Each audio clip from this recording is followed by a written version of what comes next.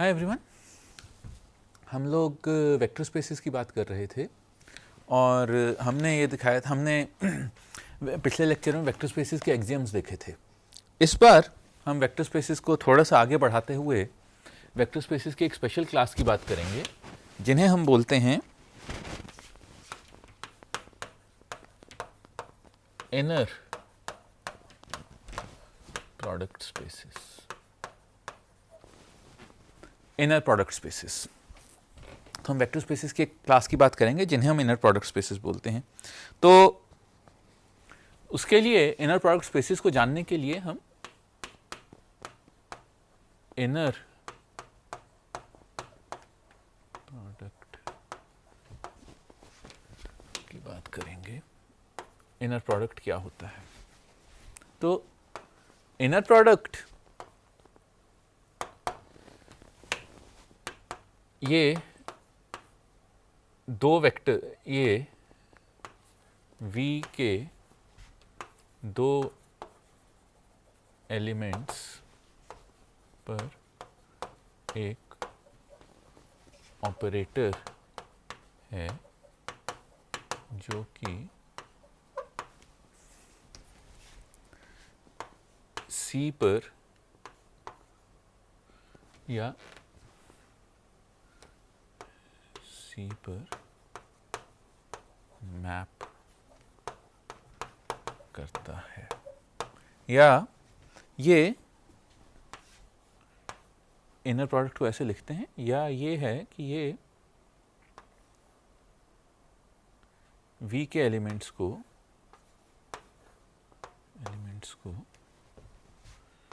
C पर map करता है। ये V के दो एलिमेंट्स को C पर मैप करता है। आप चाहें तो इसे V स्क्वायर भी लिख सकते हैं या V कॉमा V भी लिख सकते हैं। तो ये V कॉमा V को C पर मैप करता है। C कॉम्प्लेक्स नंबर्स का फील्ड है। तो और ये और इनर प्रोडक्ट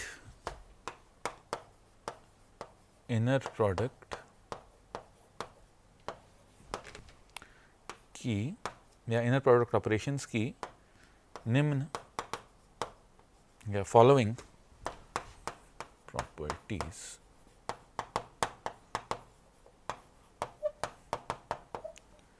इसकी ये प्रॉपर्टीज होती हैं। कौन सी प्रॉपर्टीज होती हैं हम दिखाते हैं। एक कॉन्जुगेट कम्यूटेटिविटी या हर्मिशियन सिमेट्री। एक कॉन्जुगेट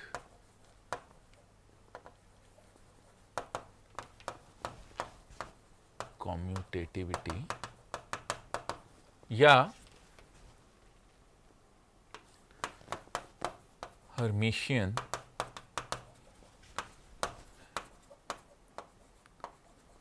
सिमेट्री। कॉन्जुगेट कम्यूटेटिविटी या हर्मिशियन सिमेट्री मतलब अगर U और V का इनर प्रोडक्ट है तो ये VU के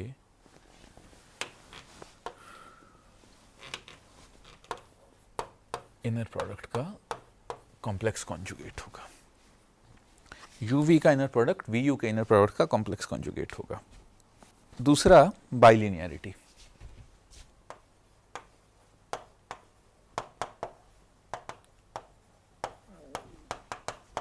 बाइलिनियरिटी का मतलब है अगर U, V, W वेक्टर्स हैं और अल्फा बीटा स्केलर्स हैं, तब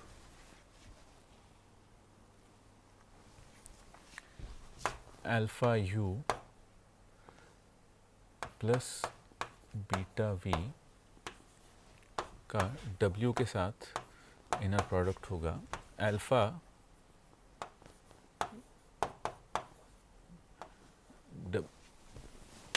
U और W का inner product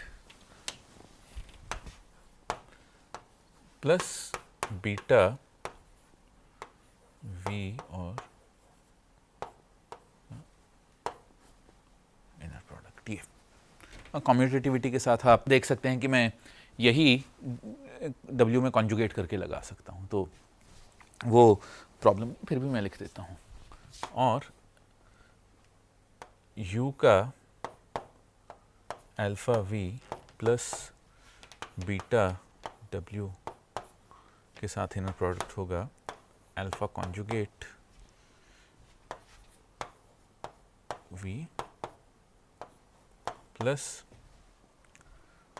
beta conjugate u w। ये बाइलिनियरिटी प्रॉपर्टी है। तीसरी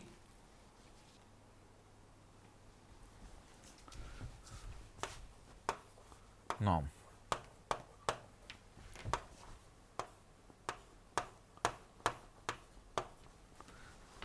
इस वेक्टर का नॉर्म v होगा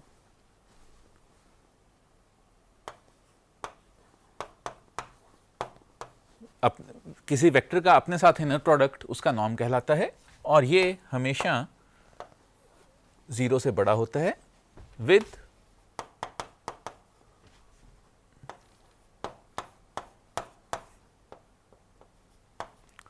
इक्वल टू 0 जब v 0 वेक्टर हो।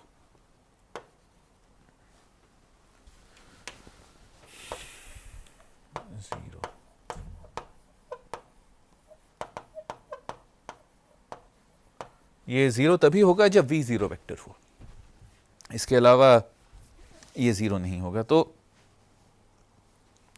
ये उसकी लेंथ या तो ये नॉर्म स्क्वायर है, ये नॉर्म स्क्वायर है। तो नॉर्म स्क्वायर है, नॉर्म होता है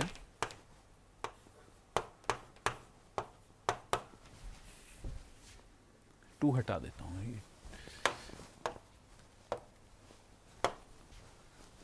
ये नीचे वाला 2 आप रहने दे सकते हैं, इस कोर्स में इस नीचे वाले 2 की जरूरत नहीं है। नॉर्म किसी वेक्टर का उसके अपने साथ इनर प्रोडक्ट का स्क्वायर रूट होता है और ये हमेशा नॉन नेगेटिव होता है। ये n टपल्स के लिए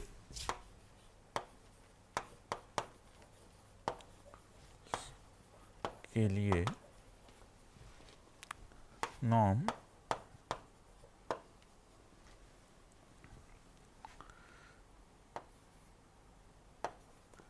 उस वेक्टर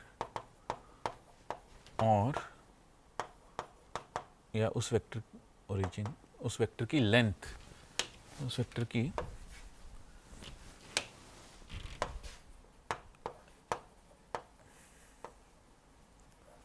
लंबाई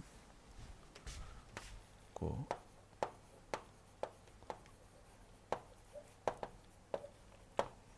n टपल्स के लिए नॉर्म उस वेक्टर की लंबाई को दर्शाता है। तो नॉर्म किसी वेक्टर की लंबाई होती है, आप ये देख सकते हैं। या अब n टपल्स के लिए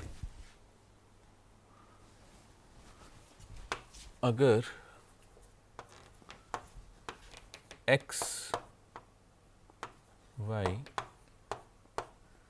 cn है, अगर x y cn में है तो x y का इनर प्रोडक्ट मैं लिख सकता हूं y का इनर प्रोडक्ट होगा x हर्मिशियन y जो होगा समेशन या y हर्मिशियन x, ये गलती कर गया मैं, y हर्मिशियन x जो कि होगा xi yi conjugate I goes from 1 to n। ये तो ऐसे ही मैं इसका नॉर्म भी डिफाइन कर सकता हूं। तो n टपल्स के लिए ये इनर प्रोडक्ट है। अब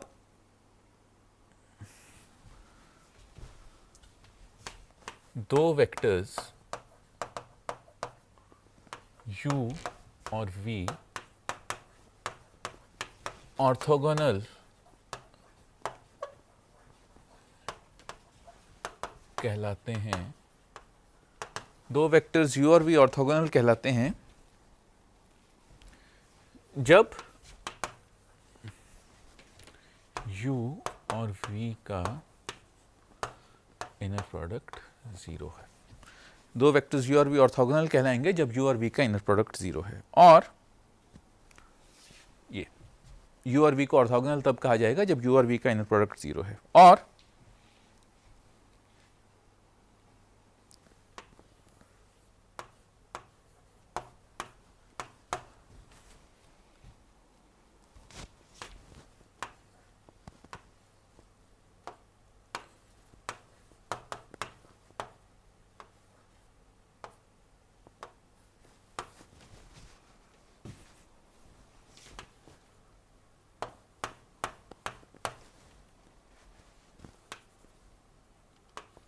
u ये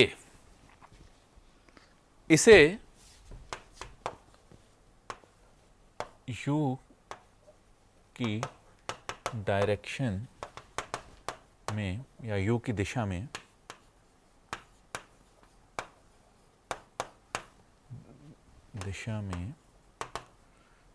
v का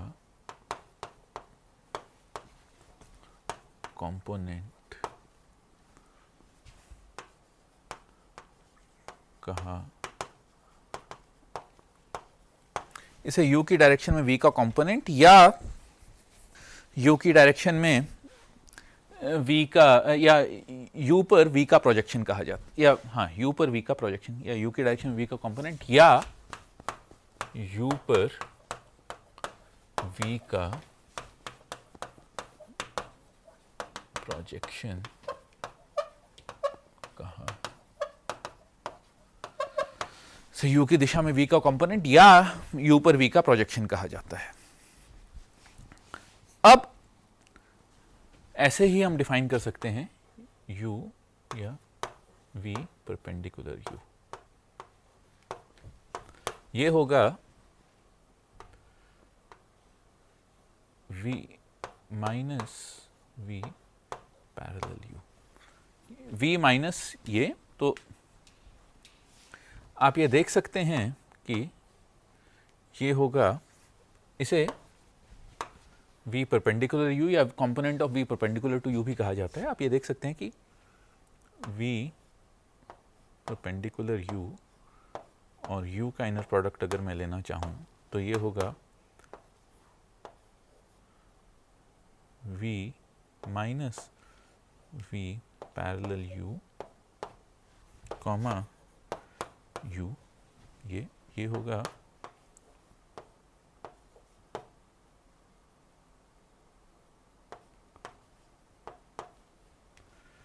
माइनस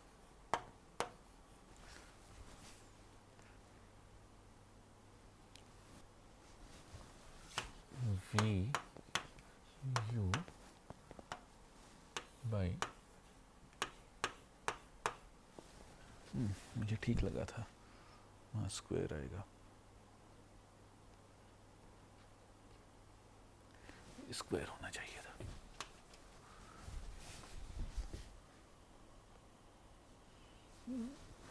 ऊपर स्क्वायर होगा, वो प्लीज अपने नोट्स में ठीक कर लीजिएगा अगर आप नोट्स बना रहे हैं तो। डेफिनेशन में तो ये डेफिनेशन दोबारा देख लीजिए एक बार प्रोजेक्शन की, ये नीचे डिनोमिनेटर में स्क्वायर आएगा, मैं स्क्वायर लिखना रह गया था मुझसे, तो v u u square u square, तो ये कट जाएगा, ये बनेगा v u minus v u और zero, sorry zero, scalar zero. तो मतलब कि v पैरेलल u और v परपेंडिकुलर u आपस में ऑर्थोगोनल होंगे, तो या v परपेंडिकुलर u के ऑर्थोगोनल v का कंपोनेंट है। तो ये हम ये कह सकते हैं कि v परपेंडिकुलर u के परपेंडिकुलर v की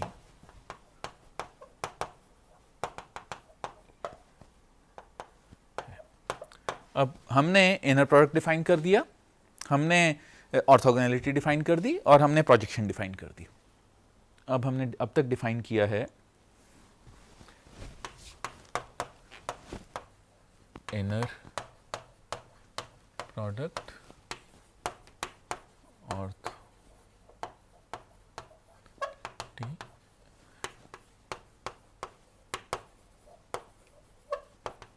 प्रोजेक्शन, इनर प्रोडक्ट, ऑर्थोगोनैलिटी और प्रोजेक्शन, हमने ये 3 चीजें डिफाइन की हैं।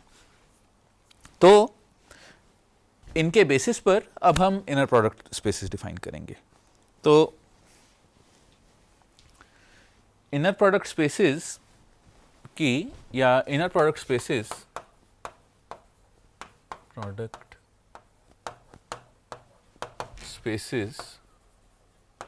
वो वेक्टर स्पेसेस होते हैं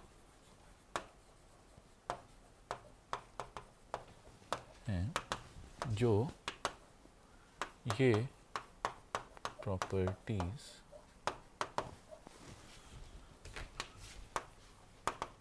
सेटिस्फाई करते हैं। जो ये प्रॉपर्टी सेटिस्फाई करते हैं उन वेक्टर स्पेसेस को इनर प्रोडक्ट स्पेसेस कहा जाता है। एक ट्रायंगल इनइक्वालिटी,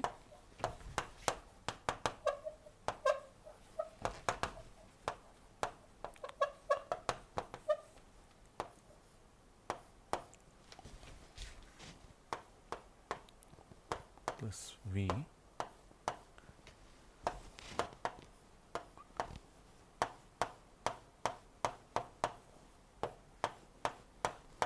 ये, और दूसरा कौशी-श्वार्ट्ज इनइक्वालिटी।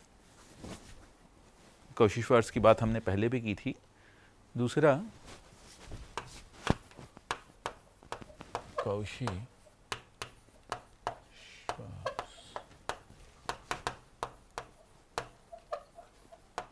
कौशी-श्वार्ट्ज इनइक्वालिटी, यानी कि U और V का इनर प्रोडक्ट, U और V के इनर प्रोडक्ट का स्क्वायर U और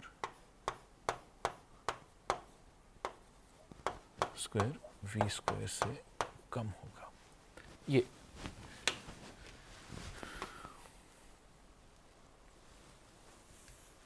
या U और V का इनर प्रोडक्ट U और V से कम होगा।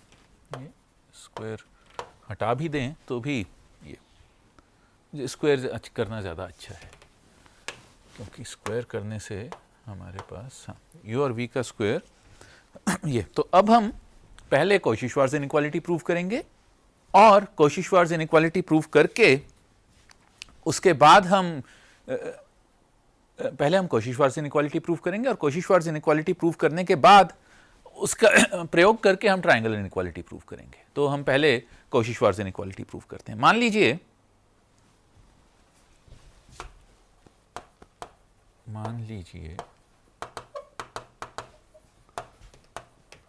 हमारे पास U V दो वेक्टर्स हैं। हमारे पास U V दो वेक्टर्स हैं। तो U या V पैरेलल टू U होगा, या V परपेंडिकुलर U, माफ कीजिएगा, V परपेंडिकुलर U है V माइनस UV, या V minus VU divided by U square U। ये है V परपेंडिकुलर U की डेफिनेशन। अब V परपेंडिकुलर U भी एक वेक्टर है। आप ये देख सकते हैं कि V परपेंडिकुलर U भी स्केलर वेक्टर्स का लीनियर कॉम्बिनेशन। तो V परपेंडिकुलर U भी एक वेक्टर है। तो V परपेंडिकुलर U भी एक वेक्टर है। अब क्योंकि V परपेंडिकुलर U भी एक वेक्टर है, तो V परपेंडिकुलर U का नॉर्म स्क्वायर अगर मैं लिखूंगा तो वो होगा V परपेंडिकुलर U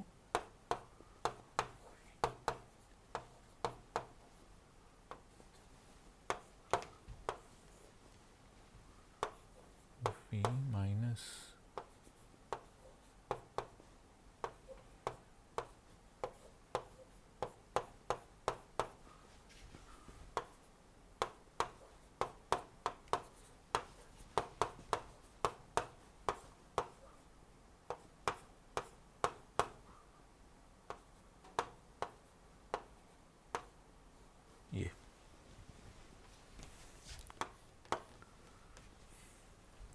ये होगा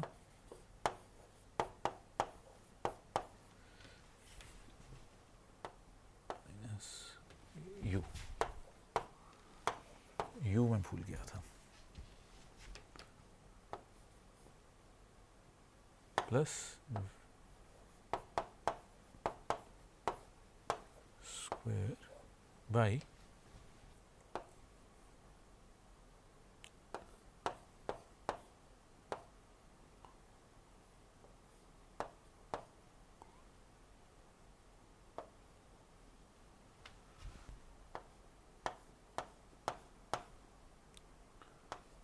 square minus 2 v square by square. ये तो ये हुआ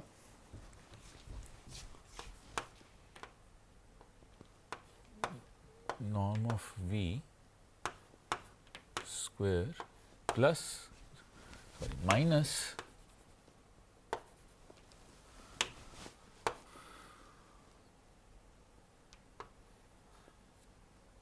v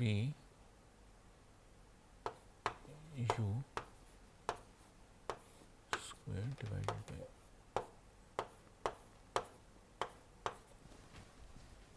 ये। अब नॉर्म की डेफिनेशन को ध्यान में रखते हुए ये होगा, अब हमें ये पता है कि ये 0 से बड़ा है क्योंकि ये नॉर्म है, नॉर्म की डेफिनेशन ही थी कि ये 0 से बड़ा होगा, तो नॉर्म की डेफिनेशन को ध्यान में रखते हुए ये 0 से बड़ा है, तो मतलब norm of v square is greater than v u square divided by norm u square, ये, या नॉर्म ऑफ ये u square is less than और इक्वल टू, एक्चुअली ये इसका मॉड स्क्वायर होगा, mod square is less than equal to, क्योंकि ये complex है, ये इसका मॉड स्क्वायर कर लीजिए प्लीज, ये भी मॉड स्क्वायर होगा, ये तो ये। अब ये कॉची-श्वार्ट्ज इनइक्वालिटी है और इससे हमें ये रिजल्ट आ गया। अब इसे यूज करते हुए अगर मैं ट्रायंगल इनइक्वालिटी की स्टेटमेंट लिखूं, u प्लस वी होल स्क्वायर होगा square plus v square plus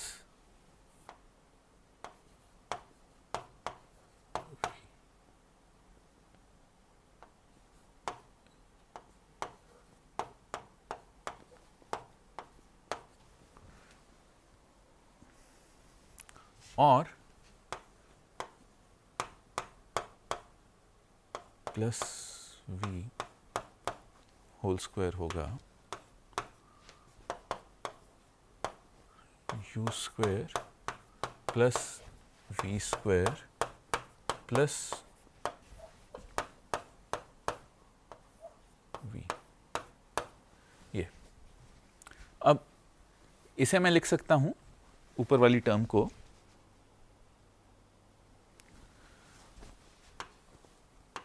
u square plus v square plus twice real part of